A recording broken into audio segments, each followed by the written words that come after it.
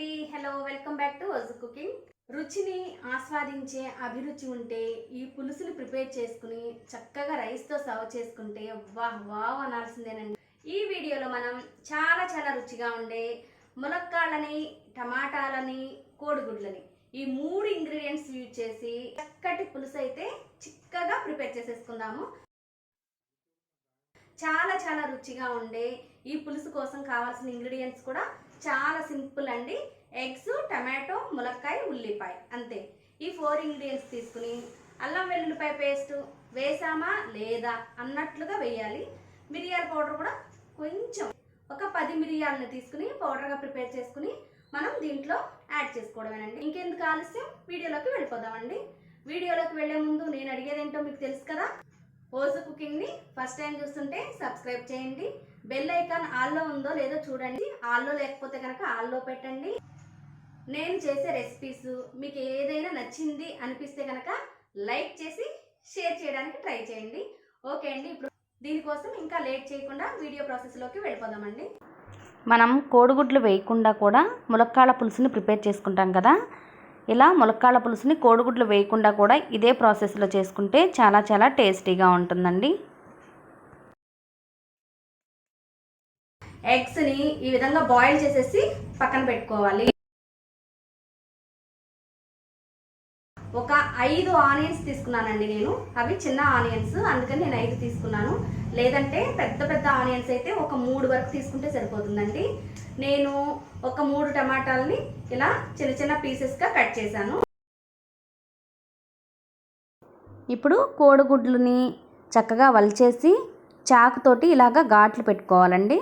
అలా ఘాట్లు పెట్టడం వల్ల పులుసులో వేసినప్పుడు చక్కగా పులుపు, ఉప్పు, కారం అనేది కోడిగుడ్లు లోపలికల్లా వెళ్ళి చక్కగా టేస్టీగా ఉంటుందన్నమాట. ఇప్పుడు స్టవ్ మీద ఒక ప్యాన్ పెట్టుకుని కొంచెం ఆయిల్ని యాడ్ చేసుకోవాలి. ఒక 3 లేదా 4 స్పూన్ల వరకు ఆయిల్ అయితే పడుతుందండి. పులుసు కొంచెం టేస్టీగా ఉండాలంటే ఆయిల్ మాత్రం కొంచెం ఎక్కువగానే కావాలి. ఇప్పుడు దీనిలోనికి కోడిగుడ్లన్నిటిని కూడా యాడ్ చేసేసుకోవాలి. నేను 5 కోడిగుడ్లను తీసుకున్నాను. ఇవి ఆయిల్లో యాడ్ చేసిన తర్వాత కొంచెం పసుపుని, లైట్గా సాల్ట్ని యాడ్ చేయాలండి. ఇలా యాడ్ చేసి మనం ఈ కోడిగుడ్లని దోరగా వేపాలి. అవి లో ఫ్లేమ్లోనే చేయాలండి. ఇప్పుడు ఒక నిమ్మకాయ సైజు చింతపండుని నానబెట్టుకోవాలి. ఇలా నానబెట్టుకొని ఈ కోడిగుడ్లు వేగిపోయిన తర్వాత ఆయిల్ నుంచి తీసేసి ఒక ప్లేట్లోనికి మనం ట్రాన్స్ఫర్ చేసుకోవాలి. అలా ఈ కోడిగుడ్లు తీసేసిన తర్వాత అదే ఆయిల్లో మనం కర్రీ మొత్తం కూడా ప్రిపేర్ చేసుకుందామండి. ఈ విధంగా ఫ్రై అయితే సరిపోతుందన్నమాట. మరీ రెడ్డిష్గా వచ్చినా కూడా కోడిగుడ్డు గట్టిగా ఉంటుందండి. కొంచెం సాఫ్ట్గా ఉండాలంటే ఈ విధంగా ఫ్రై అవ్వాలి. ఇప్పుడు ఈ ఆయిల్లోనికి ఒక 1/2 స్పూన్ వరకు మెంతుల్ని యాడ్ చేసుకోవాలండి. మెంతులు కొంచెం వేగాక ఉల్లిపాయ ముక్కల్ని యాడ్ చేసుకోవాలి.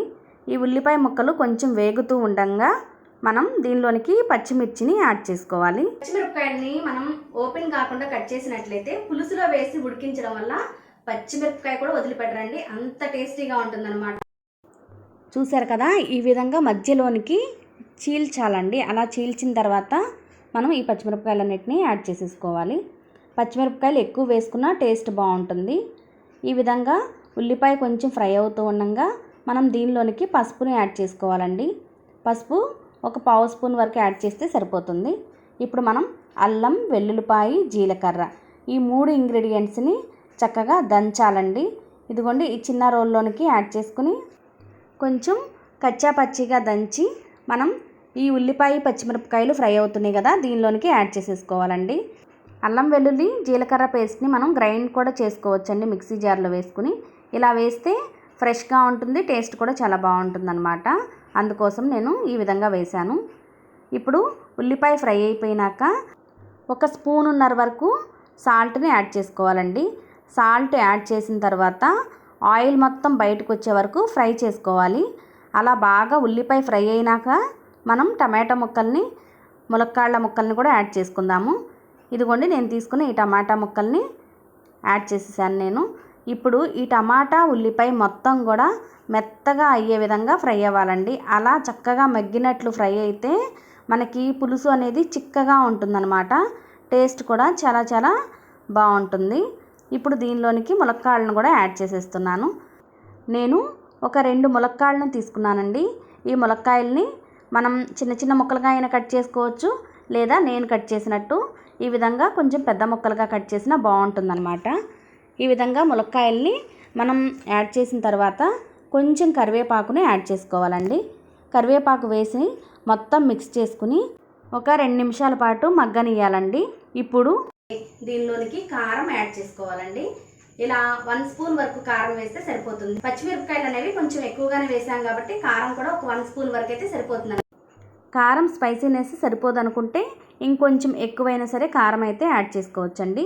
ఇలా కారం యాడ్ చేసిన తర్వాత మొత్తం మిక్స్ చేసుకుని ఆయిల్ బయటకు వచ్చే వరకు ఈ ములక్కాయ, ఉల్లిపాయ, టమాటాని బాగా మగ్గనియాలండి. ఇదిగోండి ఈ విధంగా చక్కగా మగ్గిన తర్వాత దీనిలోనికి మనం చింతపండు పులుసుని యాడ్ చేసుకోవాలి. చింతపండు పులుసు అనేది మనం ఒక నిమ్మకాయ సైజు చింతపండుని తీసుకున్నాం కదా, దీన్ని నానబెట్టి 2 గ్లాసుల వాటర్తో నేను ఈ రసాన్ని తీసానండి. ఈ చింతపండు పులుసుని ఈ ములక్కాయ ముక్కల్లోనికి యాడ్ చేసేసుకుని చక్కగా హై ఫ్లేమ్లో ఉంచి మూత పెట్టి మనం ఈ పులుసునైతే మరగనివ్వాలండి. బాగా మరిగితేనే ములక్కాయ ముక్కలకి బాగా పడుతుందన్నమాట. ఇప్పుడు మూత పెట్టేద్దాము. ఇలా ఒక 3 నిమిషాల పాటు మరిగిన తర్వాత మూత ఓపెన్ చేసి మనం పులుసును ఒకసారి మిక్స్ చేసుకుని దీనిలోనికి ఎగ్స్ని యాడ్ చేసుకోవాలండి. చక్కగా పులుసు అయితే మరిగిందండి. ఇప్పుడు దీనిలోనికి ఎగ్స్ని యాడ్ చేద్దాము.